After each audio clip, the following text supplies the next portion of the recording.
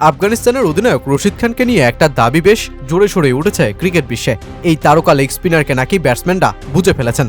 রশিদকে নাকি এখন ব্যাটসম্যানদের পড়তে খুব বেশি বেগ পেতে হয় না। সবশেষ 2 আইপিএল আসরে রশিদ খানের বিমর্ষ চেহারা দেখার পর তাকে ঘিরে এমন প্রশ্নই উঠেছে। 2026 টি-20 বিশ্বকাপ যখন 1 সপ্তাহ পরেই, তখন আফগান এই অধিনায়ককে বরং এই প্রশ্নেরই সম্মুখীন হতে হলো। তবে এই লেগই জানালেন তিনি তার দুর্বলতা খুঁজে পেয়েছেন, আর যার এক্সিকিউশন ব্যাটারদের ফের সমস্যায় ফেলতে যাচ্ছে। 2022 আইপিএলে রাজস্থানকে হারিয়ে গুজরাট টাইটান্স যখন প্রথম আসরে শিরোপা উঁচিয়ে ধরেছিল, তখন দলটার সবচেয়ে আলোচিত ক্রিকেটার হয়ে উঠেছিলেন রশিদ, যেই আসরে 19 উইকেট তুলেছিলেন এই আফগান লেগি। 2023 সালে তো 17 আইপিএল ম্যাচে 27 উইকেট তুলে পার্পল ক্যাপ তালিকার দ্বিতীয় অবস্থানে ছিলেন। তবে রশিদের এই ধার এরপর 2024 আইপিএল থেকেই কমতে শুরু করে, যে আসরে 12 ম্যাচে তার উইকেট সংখ্যা নেমে আসে 10-এ, আর সবশেষ আসরে 15 ম্যাচে তার 9 উইকেটে থামে।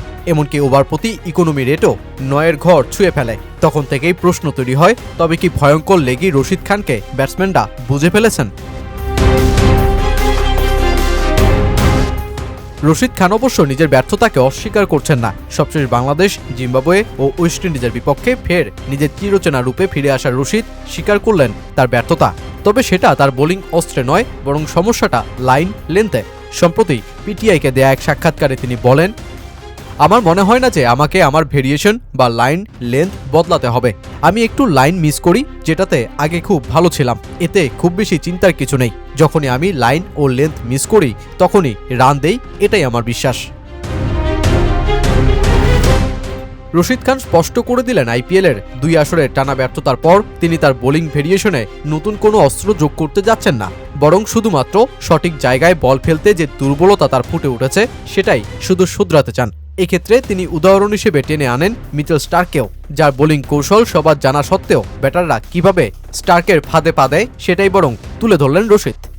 অনেক বোলার আছেন যাদের সম্পর্কে সবাই জানে তারা কি করবে, তবুও তারা উইকেট পায়। যেমন মিচেল স্টার্ক সাধারণত নতুন বলে ইনসুইঙ্গার করেন, এটা সবারই জানা। তবুও তিনি উইকেট পান, কারণ তিনি ধারাবাহিকভাবে সঠিক এলাকায় বল করেন, আর এটাই আসল।